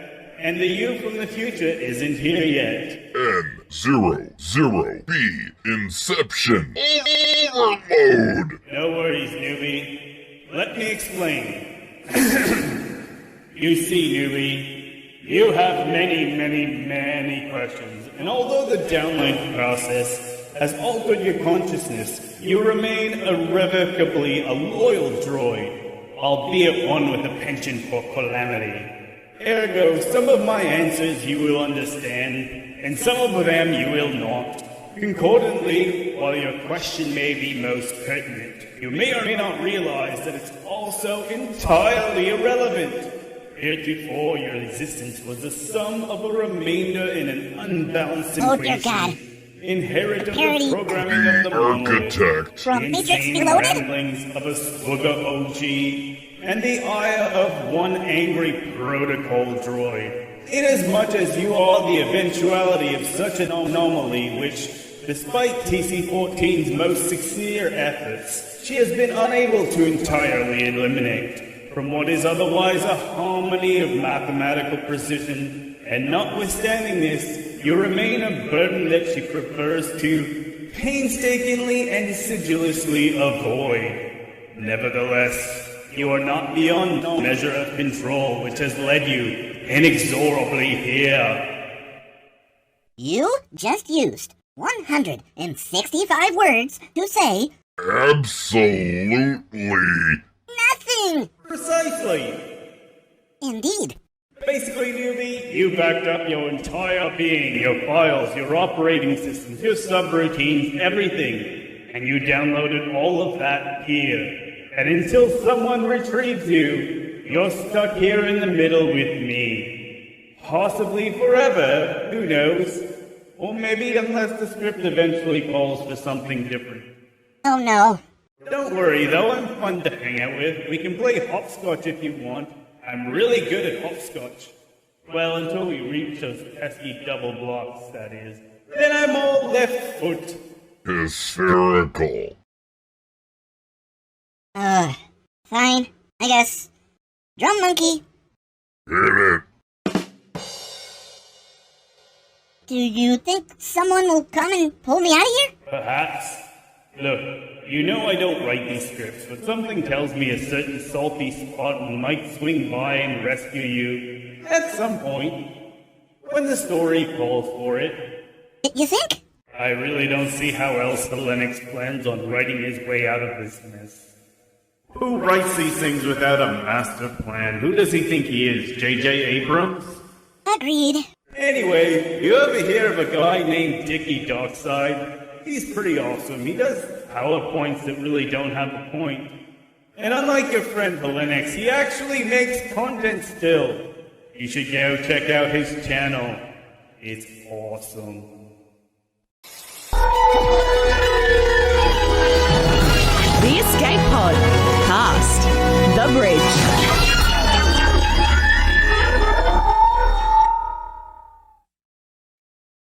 And welcome back. We're back. We're back. We're back. We're back? We're back. We're live. Okay. We're doing it live. We're getting on with it. Oh, but that's the great thing. If you guys have not seen, for our listeners, if you have not seen this episode of Helly and the Noob, go check it out on YouTube. Jump to 1 hour 30 into the show. Lennox does such great animation, and we appreciate him for that. So thank you very much, Lennox, for this month's Helly and the Noob. Now, Neil, what do you have coming up on the Escape Podcast Twitch channel? Just some GAC. Just got some GAC coming up. Kind of bummed out on it at the moment. I didn't get a solid round one in on any of my accounts really, because I was too busy trying to deal with an unruly pup. But yeah, so bad. I've had a bad round one, so hopefully rounds 2 and rounds 3 will be better. They better be better. I won't be happy. So yeah, but yeah, no, that's it for me coming up. Just some GAC. Now, I might do a little bit of Magic the Gathering, maybe some Borderlands 3 if the Xbox will cooperate. But it should be a fun weekend and rest of the week on the show. We did not have a live GA Center this week, so if you're coming to the podcast wondering where was GA Center, it will be posted. Yeah, just at some point right? over the weekend. Yeah, at some point. Yeah. No. So if you are a Patreon, rewind. If for some reason you're just getting here and wondering where your Patreon leaderboard was, I'll post that as well later on. So before we get to Patreon's choice questions, you decided on what It's just what a are we handheld calling gaming. this? It's The just a handheld handhelds. console. It's a handheld console that has emulators running on it, basically. There you go. An emulation handheld console. You have decided which one it will be this month. This month's It's handheld will be the Powkiddy Q90. So you put in Powkiddy Q90. I mean, you don't even have to put the Powkiddy in. If you just put Q90 in, you will see lots and lots of content for that device all over YouTube. It's a nice little tidy handheld. Powkiddy are one of the really, really good manufacturers of handhelds. They do good quality stuff, a bit like Abanic, in that they put good hardware in that allows you to play with the software. You can play around with the firmware so that you've got a very user-friendly front end, and that loosely what that means is a good user-friendly front end means when you power up the device, your menu screen is right there. So if you want to play Super Mario Land on the Game Boy, you can do that. If you want to skip forward and play Streets of Rage for the Sega Mega Drive, you can do that. If you want to switch to I don't know, if you want to switch to Tekken for the PlayStation 1, you can do that. If you want to play Mortal Kombat 2 for the SNES, you can do that. So that's what that's what I'll be reviewing. I still need to at some point put up a review for mine, the one that I got, the RG350, which I will do at some point. But as soon as the Q90 arrives, I'll do an unboxing, I'll do a review, I will put better firmware on it, and then once the review is up, we will be giving it away. So if you're a Patreon or if you're a sub, you don't need to do anything. So if you sub to the channel on Twitch, or if you're a Patreon, you do nothing. Your name's already put in the hat. We will open it up to people that aren't Patrons and that aren't subs on the day that we do the draw. Just to drum up some extra interest in it. But for you guys that are already Patrons and that are already subs, you're in. You're already in. We'll draw a name out of the hat randomly, and we'll mail it to you. And then you'll have some little retro handheld console that you can play whenever you want. And the Q90 is a very, very sweet model. It's a very, very nice one. It's one of the better entry level handheld consoles. It's a bit like it's a bit like a gateway drug, It's a bit like a gateway drug. Because alcohol is the ultimate gateway drug, and then it's like what? So this is like your first pint, or your first Jack Daniels and Coke, and you're like, wow, this is really good. Is there something better? All right, let's fire through these Patreon's choice questions. Last week, actually, I'm going to jump ahead real quick to the one that somebody did a channel point redemption to ask us a question. Since you predict an epic confrontation, who would it be for? I'd be curious to see how it would work for a clone like Commander Wolf or Commander Fox. I just want more clones. I think it's going to be for a and this is what Geek Girl said, an Echo redemption. I would like to see a cybernetically enhanced Echo as the epic confrontation to round out the Bad Batch.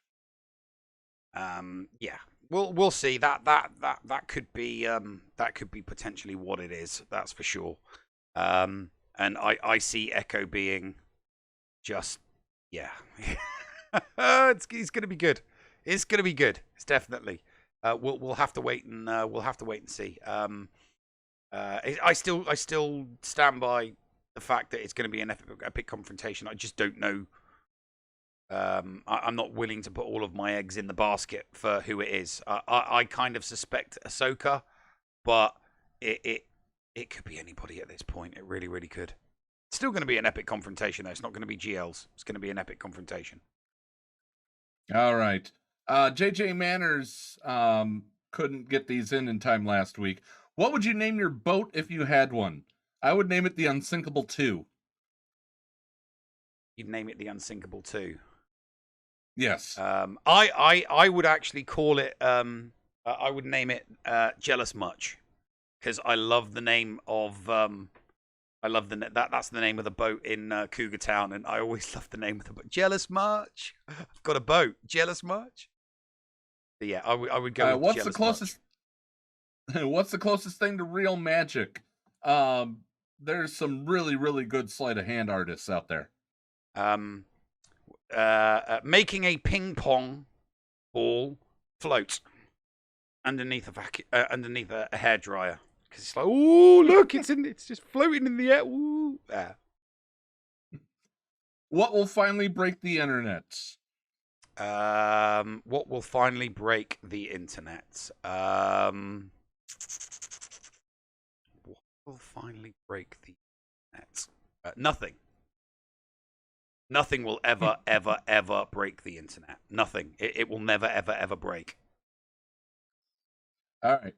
Series of questions based on if we had a universal language transmitter. What would be the first thing that you read? If we had a universal translator?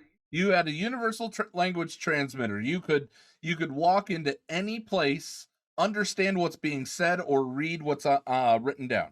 Okay. With ease. I don't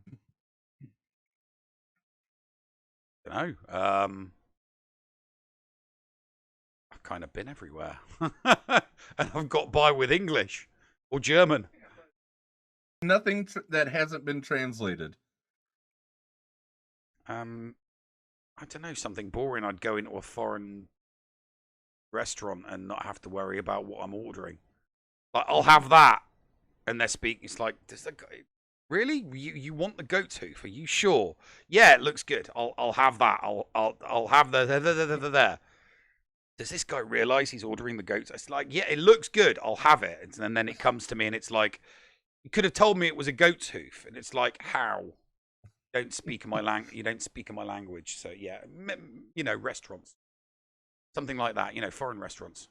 I think that I would probably read editorial sections of lesser of resistance newspapers, if that makes any sense. I didn't know that.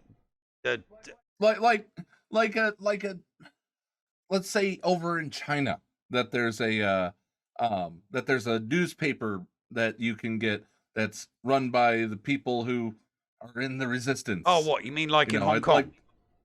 Yeah, yes. Yeah. You mean what the messages that they pass to each other because they've all been thrown in jail? Essentially, in the editorial section. All right, what would be a band you would listen to? What is that? Just that it? What would be a band I would listen to? Yeah, what would be a band that you would listen to if you had the universal language transmitter? Oh, right, okay. I don't know, because I don't know any I don't know any band names of people that really. There's a band that did a metal cover of the Dollar Mendy hit Tunok Tunok Tune. And I think that their sound was so awesome. I would love to listen to more of them and understand what they're saying. Oh, you know what? I mean, I don't know the names, but I have heard some music from some pretty decent German bands. So yeah, that'd be kind of cool.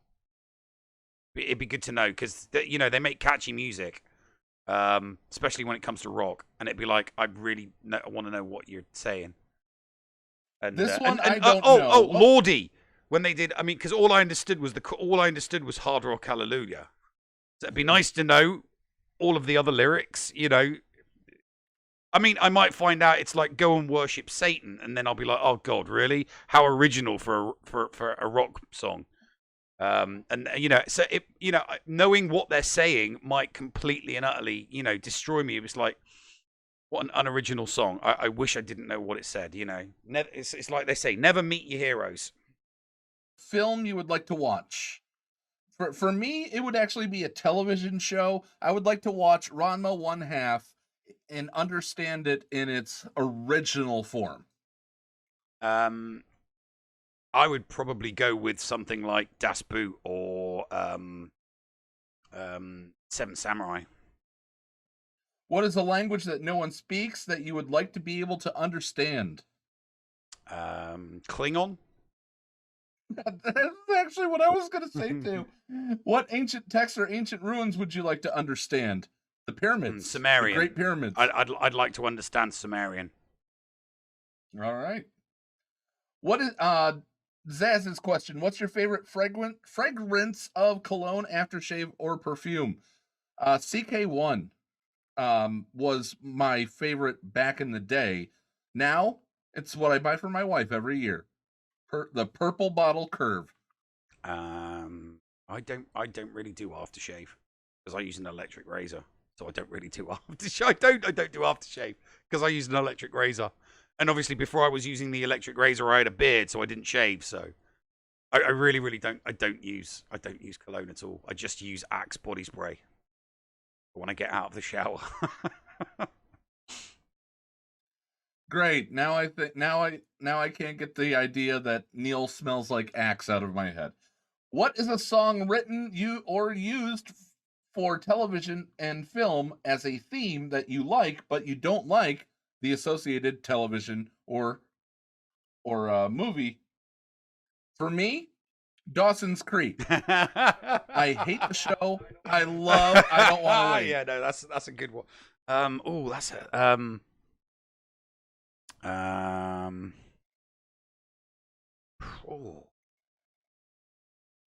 a TV show I don't like, but I do like the intro for. Let me just hang on a minute. I've got a CD here with TV themes. Let's go with. Oh yeah, that's an easy. Sanford and Son.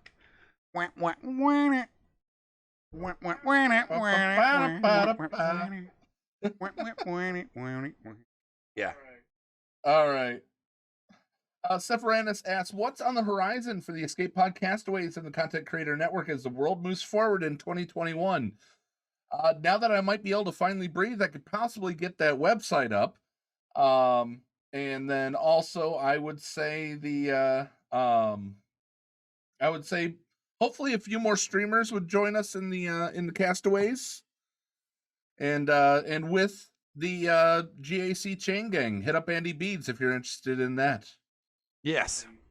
It's a fun thing. All right, we've got rapid fire from Dickie Darkside. Mario or Luigi? Mario. Marvel DC. or DC? Marvel. Oh. Simpsons or Family Guy? Simpsons. Godzilla or Kong? Godzilla. Skywalker or Strange? Skywalker. Luke Skywalker or Doctor Strange? You're going to say Luke Skywalker. As much as I would like to, I'm going to go Doctor Strange. I just think he has cooler powers than Luke Skywalker does, but Luke Skywalker will always hold a special place in my heart. I'll put it that way. How about that? However way you like. All right. That is going to wrap it up for us. Anything else before we get out of here, Neil? All right. Guys, it's been a pleasure to do this show for you guys. If you're watching live on Twitch, our friend Boulder Doobies, I believe he's still on right now. If he is, we will raid into him. He's putting together the Lego Razor Crest. If he's not, we'll raid Andy Beads. If you want to watch Star Wars Galaxy of Heroes, go to Andy Beads. But trust me, this Boulder Doobies... he's still doing it. He's still putting together a Razor Crest. The raid into Boulder Doobies will certainly be worth it. You guys are going to love it. But most of all, be nice to each other, damn it. And Neil, you got it, mate. Push Ta-ta the for now, button. folks.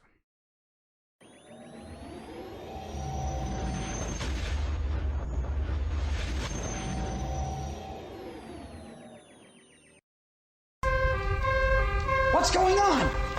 Where the hell are we? Paris? Thank you for pressing the self-destruct button. Attention!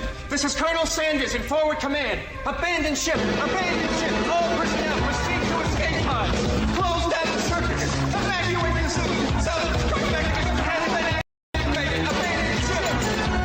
Where is it? Where is it? It's gonna be here. Out of order! Even in the future, nothing works. This ship will self-destruct in exactly 10 seconds. Counting down. 10, 9, 8, 6. 6! What happened to 7? Just kidding. 3, 2, 1. Have a nice day. Thank you.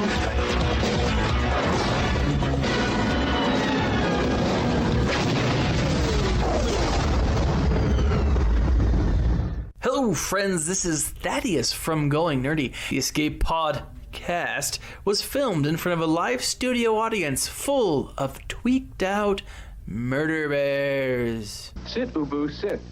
Good dog.